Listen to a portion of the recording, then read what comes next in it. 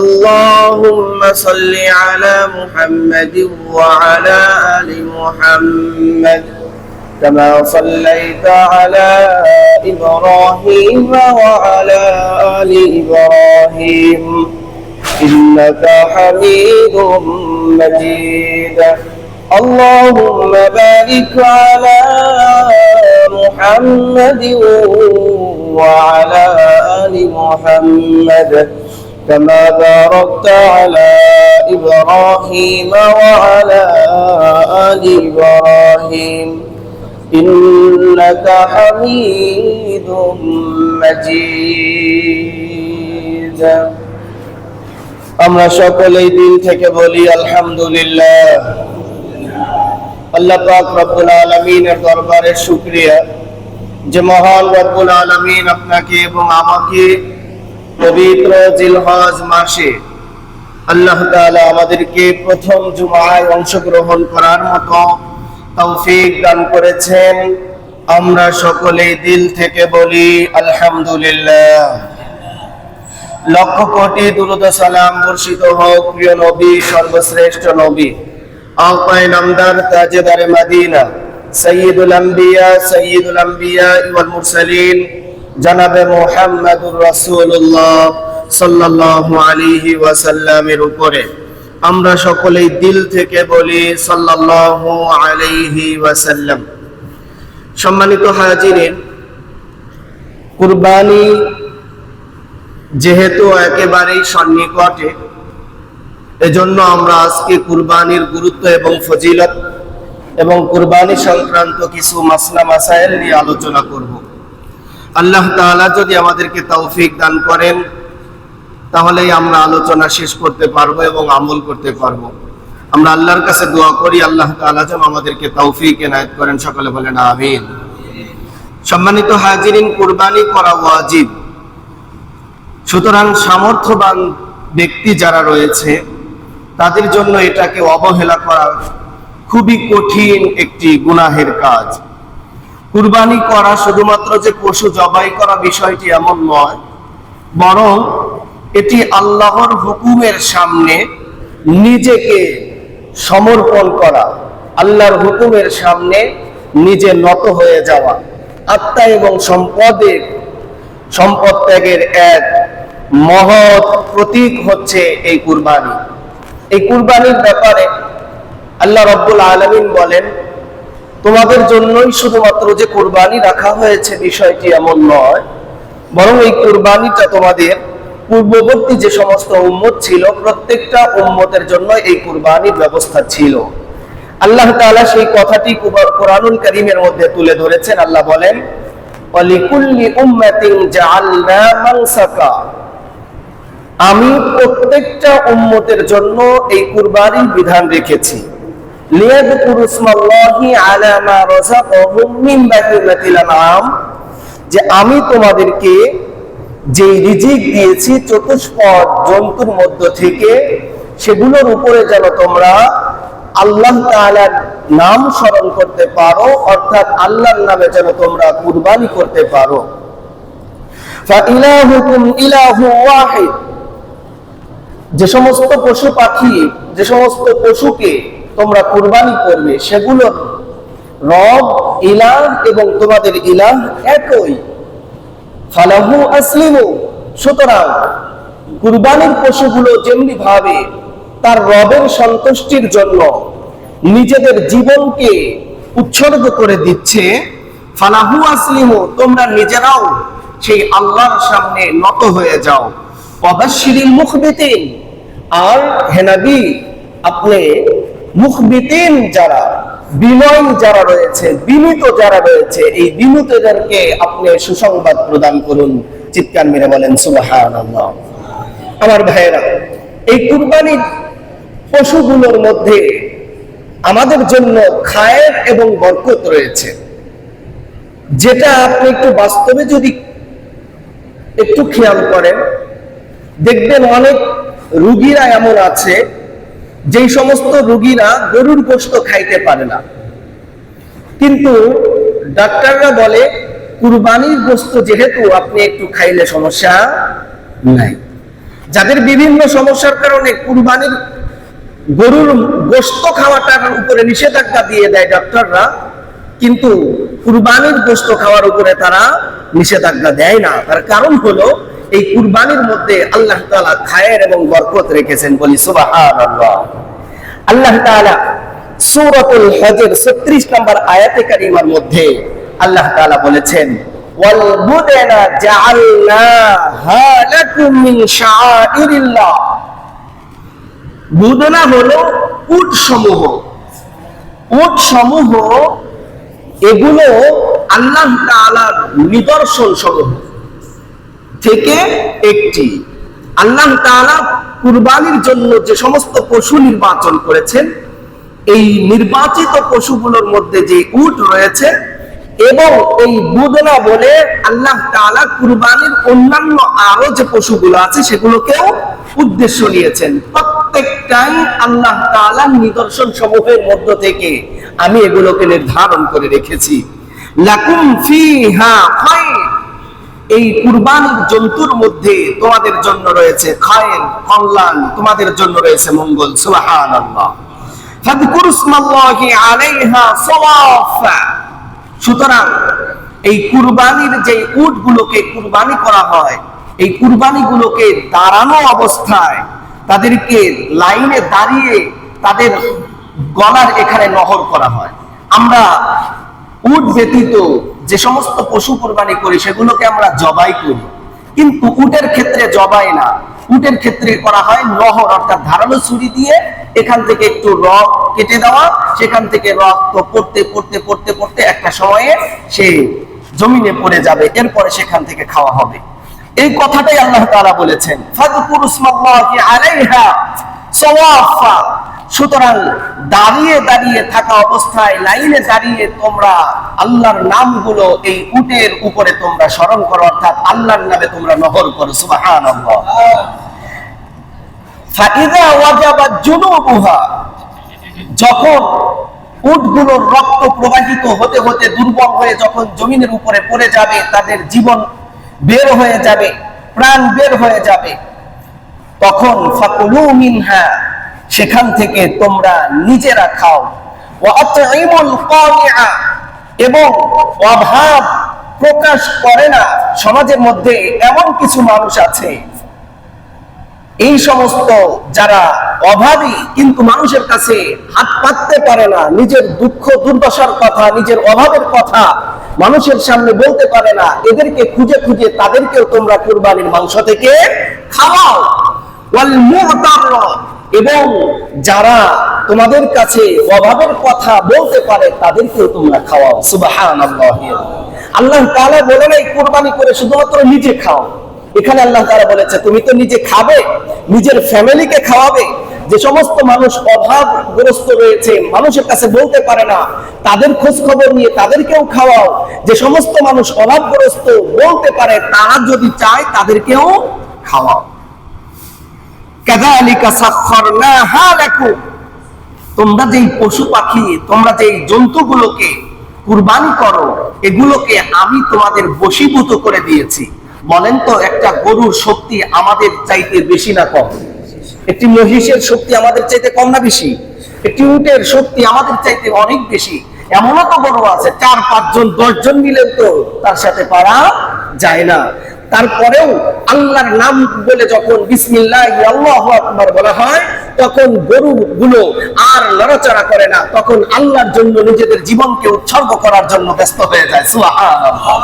আমার ভাইয়েরা, এই কথাটাই আল্লাহ বললেন, সাখখারনাহা লাকুম, আমি তোমাদের জন্য এই জন্তুগুলোকে তোমাদের বশীভূত করে দিয়েছি, অর্থাৎ তোমরা যেভাবে চাও তারা সেভাবেই চলে। এরপরে কেন করে দিল? লাআল্লাকুম তাশকুরুন, যাতে করে তোমরা কৃতজ্ঞতা স্বীকার করতে পারো। তোমরা আমার দেওয়া রিজিকের উপরে, আমার দেওয়া পশু পাখির উপরে যেন তোমরা আমার নামে কুরবানি করতে পারো, এজন্যই আমি সেগুলোকে বশীভূত করে দিয়েছি। সুবহানাল্লাহ। আমার ভাইয়েরা, তাহলে কুরবানির গুরুত্ব ইসলামের মধ্যে অনেক রয়েছে। আবার আল্লাহ তাআলা সূরাতুল কাউসারের মধ্যে আল্লাহ তাআলা বলেছেন, ইন্না আ'তাইনাকাল কাউসার, হে নবী আমি আপনাকে হাউজে কাউসার দান করেছি। ফাসাল্লি লিরাব্বিকা ওয়ানহার, সুতরাং আপনাকে যে কাউসার দান করেছি এর জন্য আপনি শুকরিয়া দান দুইটা কাজ করবেন। এক নম্বরে নামাজ আদায় করবেন, দুই নাম্বার নামাজ আদায় করার পরে আপনি কুরবানি করবেন, নহর করবেন, আল্লাহর রাস্তায় রক্ত প্রবাহিত করবেন। এখানে মুফাসসিরিন কিরামের দুইটা অভিমত রয়েছে। একটা হলো কেউ কেউ বলেছে এখানে ফাসাল্লি এই নামাজের কথা আগে বলা হয়েছে, এরপরে কুরবানির কথা বলা হয়েছে। যেহেতু আমরা কুরবানির দিন আগে নামাজ পড়ি আর কুরবানি পরে করি, এই কথাটাই আল্লাহ তাআলা এখানে তুলে ধরেছে। আপনি শুকরিয়া দান, আপনি প্রথমে ঈদুল আজহার নামাজ আদায় করবেন, এরপরে শুকরিয়া দান আল্লাহর জন্য আপনি কুরবানি করবেন। সুবহানাল্লাহি। এই আয়াতে কারিমার মধ্যে একটি সূক্ষ্ম একটি বিষয় আল্লাহ তাআলা বলে দিয়েছেন, ফাসাল্লি আপনি নামাজ আদায় করেন, লিরাব্বিকা আপনার প্রতিপালকের জন্য, প্রতিপালকের জন্য, আল্লাহর জন্য। এখানে মানুষ দেখানোর জন্য নামাজ পড়ার কথা বলা হয় নাই। এরপরে বলা হয়েছে ওয়ানহা আপনি কুরবানি করুন, লিরাব্বিকা আপনার রবের জন্য, আপনার আল্লাহর জন্য। মানুষ দেখানোর জন্য কুরবানি করলে কুরবানি হবে না। এজন্য আমরা যারা কুরবানি করার নিয়ত করেছি, আমাদের নিয়ত এখন থেকেই সঠিক করে নেই। আমরা যাই কিছু হোক না কেন, গোস্ত যতটুকুই হোক না কেন, টাকা যতই যাক না কেন, আমরা মানুষকে দেখানোর জন্য নয়, বরং কেবলমাত্র একমাত্র আল্লাহকে রাজি খুশি করার জন্যই কুরবানি করব। আল্লাহ তাআলা যেন আমাদেরকে সেভাবেই কুরবানি করার মতো তৌফিক দান করেন। সকলে বলেন আমিন। আমার ভাইয়েরা, কুরবানির গুরুত্বটা আল্লাহ রাসূল সাল্লাল্লাহু আলাইহি ওয়াসাল্লাম এতটাই গুরুত্ব দিয়েছেন যে যদি কাউকে আল্লাহ তাআলা কুরবানি করার মতো অ্যাবিলিটি দান করে, কিন্তু ওই ব্যক্তিটা যদি কুরবানি না করে, আল্লাহর নবী বলে সে যেন আমাদের ঈদগাহের ধারে কাছেও না আসে। নাউযুবিল্লাহি মিন যালিক। অর্থাৎ অ্যাবিলিটি থাকা সত্ত্বেও, সামর্থ্য থাকা সত্ত্বেও কুরবানি যদি কোনো ব্যক্তি না আসে, আল্লাহর নবী বলে তোমার আমার ঈদগাহে আসার দরকার। ইবনে মাজাহ 9312 নম্বর হাদিসের মধ্যে নবী করিম সাল্লাল্লাহু আলাইহি ওয়াসাল্লাম বলেছেন, মান কানা লাহু সাআতুন, যেই ব্যক্তিকে আল্লাহ তাআলা কুরবানি করার এবিলিটি দান করেছেন, ওয়ালাম ইউদাহি, কিন্তু এবিলিটি পাওয়ার পরে ওই ব্যক্তিটা কৃপণতার কারণে, অন্য কোন ভুল কোন চিন্তা ভাবনা করার কারণে যদি ওই ব্যক্তিটা কুরবানি না করে, নবী বলে ফালা ইয়াকরাবান্না মুসাল্লানা, সে যেন আমাদের ঈদগাহের ধারে কাছেও না আসে। এজন্য আমার ভাইরা, আল্লাহ রাব্বুল আলামিন আমাকে এবং আপনাকে যদি এবিলিটি দান করেন, এই এবিলিটি দিয়ে আল্লাহর শুকরিয়ার জন্য, আল্লাহকে রাজি খুশি করার জন্য আল্লাহ যেন আমাদেরকে কুরবানি করার মতো তৌফিক এনায়েত করেন। আমরা সকলে দিল থেকে বলি আল্লাহুম্মা আমিন। কুরবানি করলে কি ফায়দা, কুরবানি করলে এমন কি লাভ রয়েছে, এই কথাটিও আল্লাহর নবী সাল্লাল্লাহু আলাইহি ওয়াসাল্লাম হাদিস মুবারাকার মধ্যে আমাদেরকে জানিয়ে দিয়েছেন।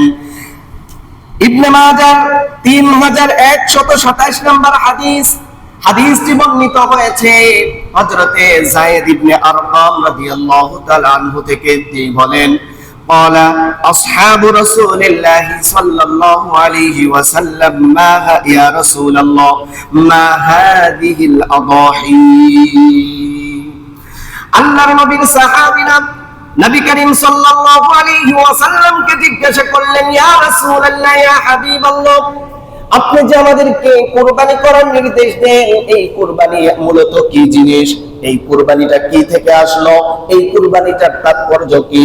আল্লাহর নবী সাহাবীদের থেকে এই প্রশ্নের সম্মুখীন হওয়ার পরে আল্লাহর নবী উত্তর দিলেন, ক্বালা সুন্নাতু আবিকুম ইব্রাহিম আলাইহিস সালাতু ওয়াস সালাম।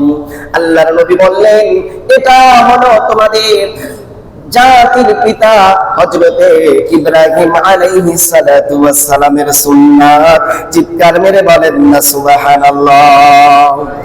উত্তর শোনার পরে ক্বালু সাহাবায়ে কেরাম আবার বললেন, ফামা লানা ফীহা ইয়া রাসূলুল্লাহ, হে আল্লাহর নবী, আমরা যদি কুরবানি করি তাহলে এই কুরবানি করলে আমাদের জন্য কি এর মধ্যে কোনো কিছু নিহিত আছে? এর মধ্যে কি আমরা কোনো ফায়দা পাবো কিনা, কুরবানি করলে আমাদের লাভটা কি?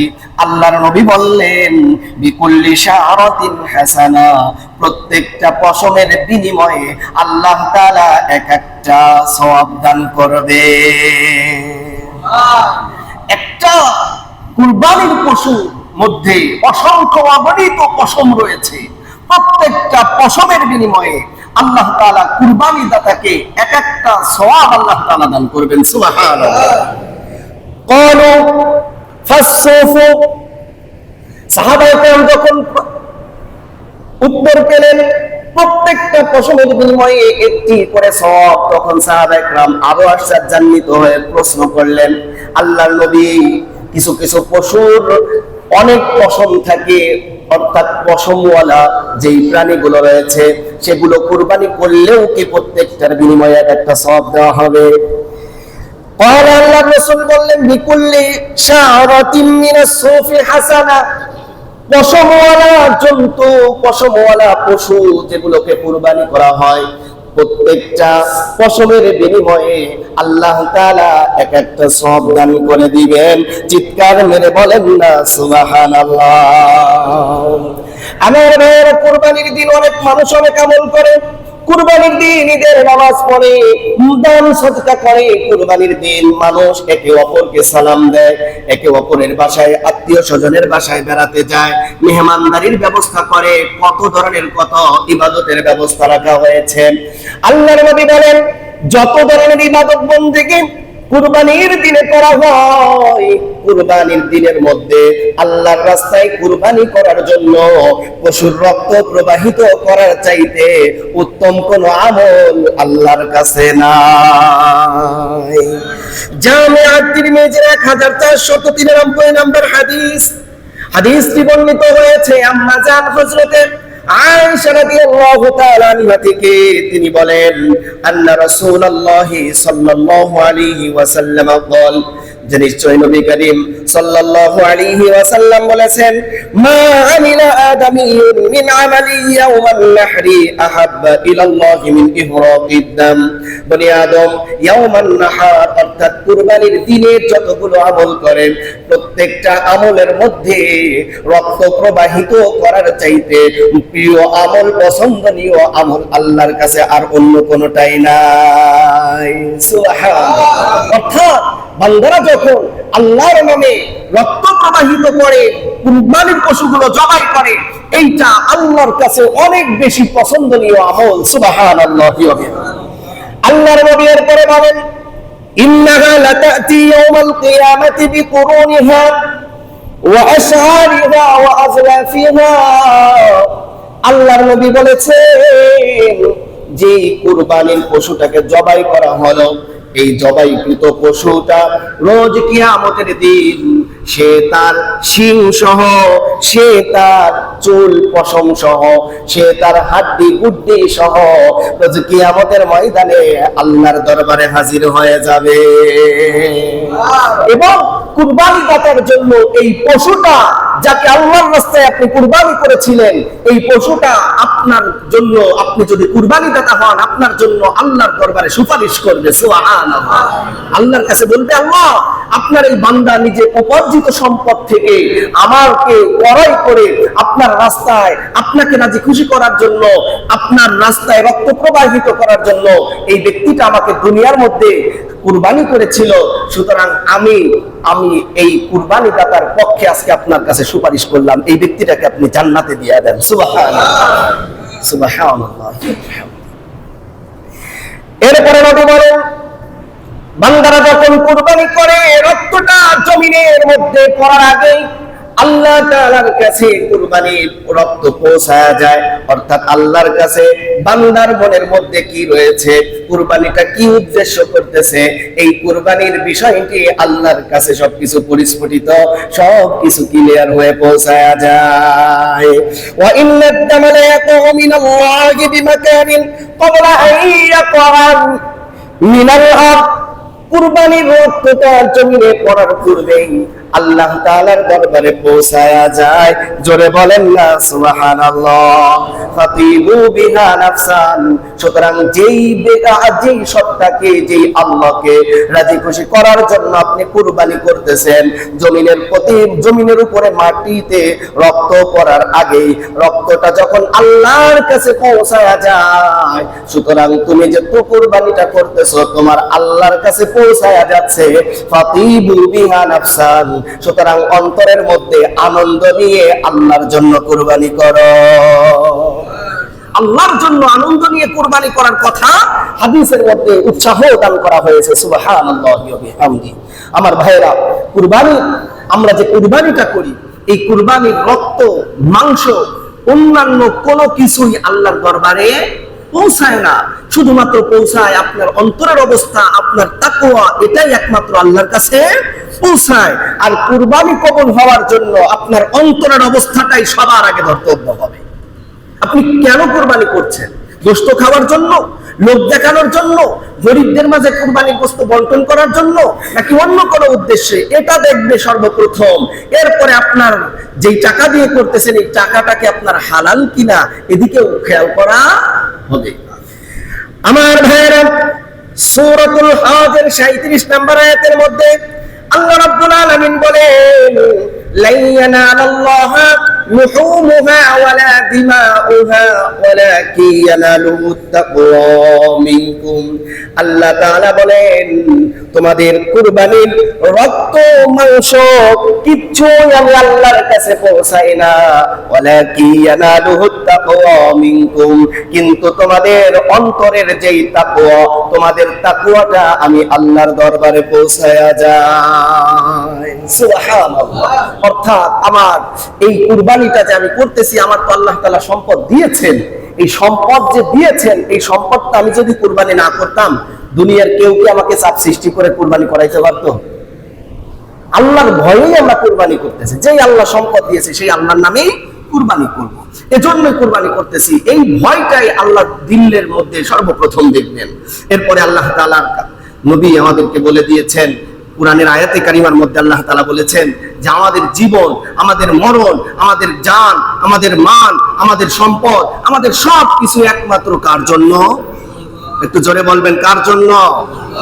আল্লাহর জন্য। আল্লাহ তাআলা বলেন, কুল, হে নবী আপনি বলে দিন, ইন্না সলাতি, এই যে নামাজ, নিশ্চয়ই আমার নামাজ, ওয়ানুসুকি, এবং আমার কুরবানি, ওয়ামাহইয়ায়া, আমার জীবন, ওয়ামামাতি, এবং আমার মরণ, লিল্লাহি রাব্বিল আলামিন, সব কিছু রব্বুল আলামিনের জন্য। সুবহানাল্লাহি। এজন্য কুরবানির গোশত খাওয়ার জন্য কুরবানি করব না, লোক দেখানোর জন্য কুরবানি করব না, একমাত্র আল্লাহকে রাজি খুশি করার জন্যই আমরা কুরবানি করব। আল্লাহ তাআলা যেন আমাদেরকে তৌফিক এনায়েত করেন। সকালে বলেন আমিন। সম্মানিত হাজিরিন, এতক্ষণ কুরবানির গুরুত্ব এবং ফজিলত সম্পর্কে আলোচনা করলাম। এখন আমরা কিছু মাসলা মাসাইল সম্পর্কে আলোচনা করি। কত বাজে? 10-15 মিনিট আমরা আলোচনা করব মাসালার উপরে। প্রথম মাসালা হলো, কার উপরে কুরবানি করা ওয়াজিব? এর উত্তর, প্রাপ্তবয়স্ক, সুস্থ মস্তিষ্ক সম্পন্ন, বালেগ ব্যক্তির উপরে যদি 10ই জিলহজ থেকে 12ই জিলহজের সূর্যাস্তের আগ পর্যন্ত তার নেসাব পরিমাণ সম্পদ, অর্থাৎ 52.5 তোলা রূপা অথবা 7.5 ভরি স্বর্ণের সমপরিমাণ সম্পদ তার নিত্য প্রয়োজনীয়তা ব্যতিরেকে অতিরিক্ত যদি এগুলো থাকে, তাহলে এই ব্যক্তির উপরে কুরবানি করা ওয়াজিব হবে। এখন এই কথা বলতে গেলে 52.5 তোলা রূপার দাম কত? বর্তমানে 52.5 তোলা রূপার অনেক দাম। 22 ক্যারেটের দাম 5,000 প্লাস। 21 ক্যারেট রূপার দাম এটাও 5,000 প্লাস। 18 যেটা, এটা যদি করতে যান তাহলে 4,4600 টাকার মতো। আর সনাতন যেই রূপা, এটা যদি ধরতে চান তাহলে এটা হচ্ছে 3300 থেকে 3500 টাকা। আমরা যদি মিডিয়াম পর্যায়েরটাও ধরি, যে 18 ক্যারেটেরটা ধরবো, তাতেও 2,35,000 টাকার মতো লাগে। এর নিচেও যদি আমরা আসি যে আমরা না একেবারে সনাতনী যে রূপা আছে, আমাদের বাংলা রূপা যেটাকে বলা হয়, এইটাকে যদি ধরি তাহলে 1,90,000 টাকা যদি কারো কাছে থাকে, সমস্ত ঋণ বাদ দিয়ে প্রয়োজন অতিরিক্ত সম্পদ যদি থাকে, তাহলে এই ব্যক্তির উপরে কুরবানি করা ওয়াজিব। 1,90,000 টাকা যদি কারো কাছে থাকে, তবে একটু খেয়াল করতে হবে এক্ষেত্রে কি কি জিনিস আপনার এই নেশাবের অন্তর্ভুক্ত আসবে। টাকা পয়সা, সোনা রূপা অলংকার, এরপরে বর্তমানে বসবাস এবং খোরাকির প্রয়োজন না এমন বাড়ি আছে না? আমার বাড়ি দুইটা আছে, একটা বাড়িতে আমি থাকি আর একটা বাড়ি আমার ভাড়া দেওয়া থাকে। তো ভাড়া দেওয়া বাড়িটা তো আমার এখন প্রয়োজন না, ওইটার যেই মূল্য আসে সেই মূল্যটা ধরতে হবে। এরপরে প্রয়োজনের অতিরিক্ত যেই জমির চাষাবাদ না করলেও আমার বছরের যতটুকু খোরাকি দরকার ততটুকু আমার হয়ে যায়, তাহলে এই অতিরিক্ত জমিরও যেটা আছে সেটা এই ইসের মধ্যে নেশাবের মধ্যে আসবে, তবে এটা জাকাতের মধ্যে যাবে না। এরপরে ব্যবসায়িক পণ্য, আমি ব্যবসা করি, আমার দোকানে 2 লক্ষ টাকার মতো সম্পদ এখনো অবশিষ্ট রয়েছে। অপ্রয়োজনীয় আসবাবপত্র, আমার মা বোনরা অনেক সময় অপ্রয়োজনীয় অনেক ডেক্সি রাখে কি রাখে না, দেখবেন সানসাইডের উপর দিয়ে সাজানো গোছানো থাকে। এরপরে তাদের কাপড় চোপড় 3-4টা কাপড় হলেই চলে, সেখানে কাপড় চোপড় 20টা 30টা অনেকে থাকে, এগুলো অতিরিক্ত। বাড়িতে টেলিভিশন না থাকলেও চলে, টেলিভিশনটাও অতিরিক্ত। এরপরে মোবাইল একটা হইলেই চলে, মোবাইল আপনার কাছে যদি 4-5টা থাকে তাহলে সেটাও অতিরিক্ত। আপনার পাঞ্জাবি যদি 2টা 5টা 7টা আপনার প্রয়োজন, এর বেশি যদি 15-20টা থাকে সেগুলোও অতিরিক্ত। এক কথায় এই সব কিছু মিলায়া যদি আপনার কাছে 2 লক্ষ টাকার মতো থাকে তাহলে আপনার উপরে কুরবানি ওয়াজিব। যারা কুরবানি দিবে তাদের জন্য এত হিসাব লাগে না, নাকি বলেন? যারা কুরবানি দিবে তাদের জন্য এত হিসাব লাগে না। যারা কুরবানি দিবে তাদের এর থেকে কমও থাকলে আল্লাহর সন্তুষ্টির জন্য তারা কুরবানি দিয়ে ফেলে। আমার ভাইরা একটু বুঝে আসছে? তাহলে এক কথায় 1,90,000 থেকে 2 লক্ষ টাকা যদি কারোর কাছে থাকে তাহলে তার উপরে কুরবানি ওয়াজিব। এখন আরেকটা মাসালা হলো একান্নভুক্ত অর্থাৎ যৌথ ফ্যামিলিতে কুরবানি করার নিয়ম কি?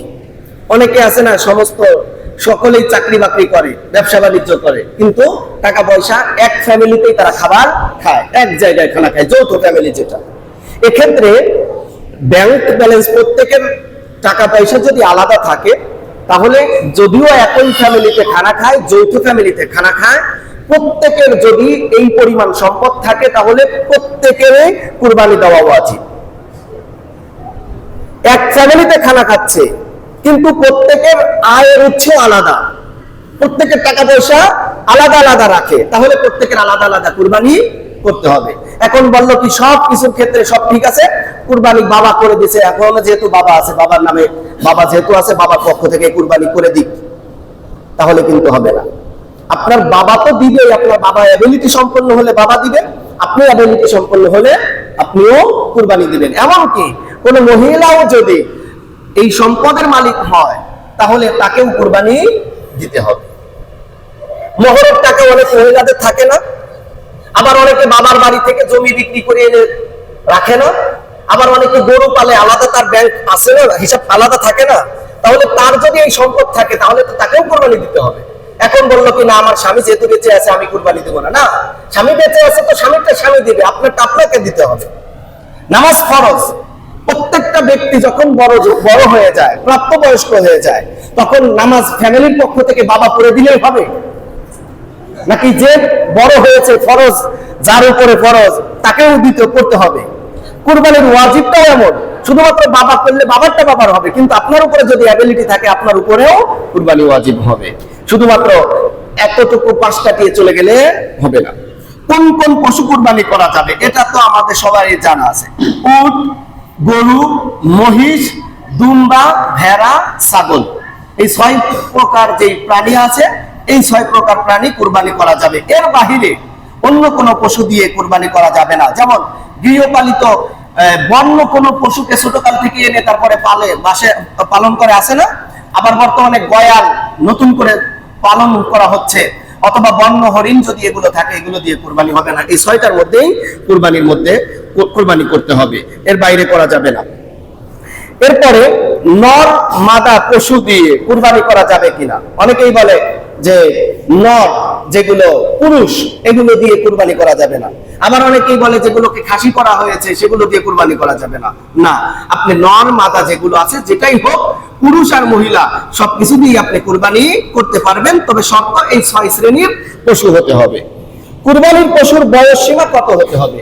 কুরবানির পশুর বয়সের ক্ষেত্রে উট কমপক্ষে 5 বছর উপরে যত হয়, তবে উপরে যাইতে যাইতে এত বৃদ্ধ না হয়ে যায় যে কুরবানি যেখানে দিবে সেই জায়গা পর্যন্ত পৌঁছায় না, অথবা সে চোখে দেখে না, তার অসুস্থ হয়ে পড়েছে, এগুলো যেরকম না হয়। এরপরে গরু এবং মহিষের ক্ষেত্রে সর্বনিম্ন 2 বছর, সর্বনিম্ন 2 বছর। দুম্বা, ভেড়া, ছাগল এগুলো সর্বনিম্ন 1 বছর। তবে দুম্বা এবং ভেড়ার ক্ষেত্রে যদি হৃষ্টপুষ্ট মোটা তাজা হয়, তাহলে দুম্বা এবং ভেড়ার ক্ষেত্রে যদি 6 মাসের এই দুম্বার বাচ্চাটাকে বা ভেড়ার বাচ্চাটাকে যদি 1 বছরের বাচ্চা মনে হয়, তাহলে আপনি সেটা দিয়েও কুরবানি করতে পারবেন।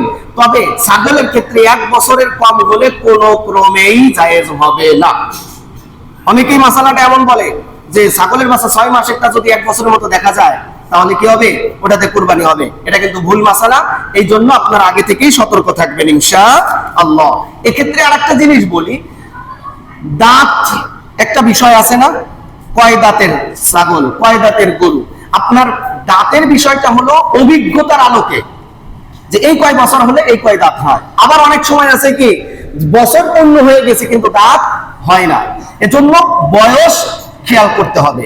ছাগল, দুম্বা, ভেড়ার ক্ষেত্রে 1 বছর, এরপরে উট আর মহিষের ক্ষেত্রে 2 বছর, আর গরু আর মহিষের ক্ষেত্রে 2 বছর, আর উটের ক্ষেত্রে কমপক্ষে 5 বছর। দাঁত আসলেও হবে, না আসলেও হবে। এক্ষেত্রে আপনার যে ব্যক্তি পশু বিক্রয় করতেছে তার কথাটাই ধর্তব্য হবে, তার কারণ সেই তো এটাকে লালন পালন করেছে, এর বয়স কতটুকু আছে। এখন কথা, একটা গরুর বয়স দেখতে মনে হচ্ছে 1.5 বছর হবে অথবা 1 বছর হবে। এখন পশুওয়ালা সে তো তারটা বিক্রি করতে পারলেই সে বেঁচে যায়, সে বললো কি এটার বয়স 2.5 বছর। এখন আপনার দিলে বলতেছে না, এটা 2.5 বছর হতে পারে না, 2 বছরই হবে না। সুতরাং এরকম সন্দেহ যেন কোন পশু থেকে আপনি কুরবানি করবেন না। তাকে আপনি বলবেন 2 বছর হলে আমাকে দাও, 2 বছরের কম হলে আমাকে দিও না। এগুলো খেয়াল রাখবেন। এক পশুতে কতজন শরীক হওয়া যাবে? এক পশুতে সর্বোচ্চ উট, মহিষ এবং গরুতে 7 জন শরীক হওয়া যাবে। কয়জন? 7 জন। এখানে 1 থেকে নিয়ে 7 পর্যন্ত, 1 হতে পারে, একাও দিতে পারেন, 2 জনে মিলেও দিতে পারেন, 3 জনে মিলেও দিতে পারেন, 4 জনে মিলেও দিতে পারেন, 5 জনে মিলেও দিতে পারেন, 6 জনে মিলেও দিতে পারেন, 7 জনে মিলেও দিতে পারেন। 7-এর জায়গা যেন 8 না হয়, এই 2টা। কিন্তু দুম্বা, এরপরে ভেড়া আর ছাগলে 1 জনের বেশি দেওয়া যাবে না। অনেকেই বলে জোর সংখ্যায় কুরবানি হবে না, জোর সংখ্যায় কুরবানি করা যাবে। আবার আরেকটি মাসালা, গত বছর এই মাসালাটা এসেছিল। গত বছরের মাসালাটা যে 7 জনের মধ্যে 6 জনে 6 ভাগ নিয়েছে, আরেকজন 2 ভাইয়ে মিলে 1 ভাগ নিয়েছে। অনেক সময় আছে না এমন করে ফেলে, 2 ভাই মিলে 1 ভাগ নিয়েছে। তখন বলেন তো শরীক সংখ্যা কতজন হয়ে গেল? কুরবানি হবে? ওই 1 জনের কারণে সবার কুরবানি নষ্ট হয়ে যাবে। এজন্য খুব খেয়াল করবেন, 1 ভাগের মধ্যে 1 জনই আসতে পারবে, 1 ভাগ 2 জনে ভাগ করে নিতে পারবে না। কোন শরীক যদি গলত নিয়ত থাকে, আমরা সবাই 6 জনের মধ্যে 5 জনেই কি করছি? কুরবানি আল্লাহর জন্য করতেছে, আরেকজন বলতেছে না করলে কেমন হয়, গোশত খাওয়ার নিয়ত আছে, আপনাদের প্রত্যেকের কুরবানি নষ্ট হয়ে যাবে। এজন্য শরীক নির্বাচন করার ক্ষেত্রে আপনি তার মনোভাব, তার সাথে কথাবার্তা বলে তারপরে আপনি কি করবেন? কুরবানি শরীকটাকে গ্রহণ করবেন। কুরবানির পশুতে কি আকিকা করা যাবে? আমি আগে একটু বলি, কুরবানির পশুতে যদি আকিকা করেন, আকিকা জায়েজ আছে, তবে আকিকার জন্য উত্তম হলো ছাগল দিয়ে আকিকা করা। আকিকা করার জন্য উত্তম কি? ছাগল দিয়ে আকিকা করা। আর কুরবানিতে যদি আপনি আকিকা করেন তাহলে কোনো সমস্যা নাই। তবে এক্ষেত্রে আপনি কিভাবে ভাগ করে নেবেন? একজন ছেলের জন্য 2টা খাসি কুরবানি করতে হয়, 2টা ছাগল কুরবানি করতে হয়। যদি আপনি গরুতে নেন তাহলে আপনাকে 2 ভাগ নিতে হবে। একটা মেয়ের জন্য যদি আকীকা করতে চান তাহলে 1 ভাগ নিতে হবে। এরপরে হারাম টাকা দিয়ে কুরবানি কি সহি হবে? বলেন, আপনারাই বলেন।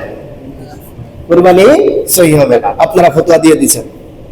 শরীকদের মাঝে হারামকে খায় আর হালালকে খায়, নির্বাচন করে তারপরে শরীক নিয়েন। শরীকের কারণে আপনার কুরবানি যেন নষ্ট না হয়। এজন্য আমি বলি, হালাল টাকা দিয়ে একা কুরবানি করেন, প্রয়োজন একটা ছাগল করেন, তারপরে এটা শত উত্তম হবে। কত বাজে? 18 বেজে গেছে।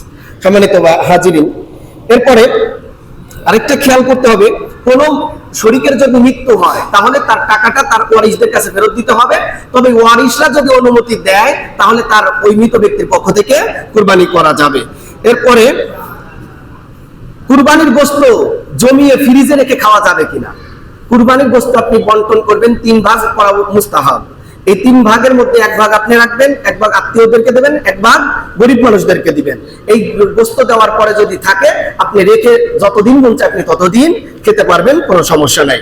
কুরবানির গোশত বন্টন করার ক্ষেত্রে, শরীকি কুরবানির গোশত বন্টন করার ক্ষেত্রে অবশ্যই ওজন করে কুরবানি বন্টন করবেন, গোশত বন্টন করবেন। ঋণ করে কুরবানি করা যাবে কিনা? হ্যাঁ, আপনার উপরে যদি কুরবানি করা ওয়াজিব হয়ে থাকে, আপনার এই মুহূর্তে টাকা আসতেছেন, আপনি কুরবানি করার জন্য আপনি ঋণ করলেন, ঋণ করে কুরবানি করতে পারবেন, আদায় হয়ে যাবে ওয়াজিব। কিন্তু সুদের উপরে ঋণ করে কুরবানি করলে কুরবানি হবে না। খুব খেয়াল করতে হবে। বিধর্মীকে আপনি কুরবানির গোশত দিতে পারবেন কিনা? হ্যাঁ, বিধর্মী ব্যক্তি যদি আপনার কাছে কুরবানির গোশত, আপনার প্রতিবেশী, আপনি তাকেও দিতে পারবেন, ইসলামে আপনাকে বাধা দেয় না। এরপরে কুরবানির চামড়ার বিধান। কুরবানির চামড়ার বিধানটা হলো, কুরবানির চামড়া কুরবানি দাতা নিজে যদি ব্যবহার করতে চায় ব্যবহার করতে পারবে, যদি কাউকে হাদিয়া দিতে চায় সেটা হাদিয়া দিতে পারবে। তবে কুরবানির চামড়া যদি বিক্রি করে ফেলে তাহলে বিক্রিত অর্থ সে খাইতে পারবে না। গরিব মিসকিন অসহায় যারা, তাদের মধ্যে এটা বন্টন করে দিতে হবে।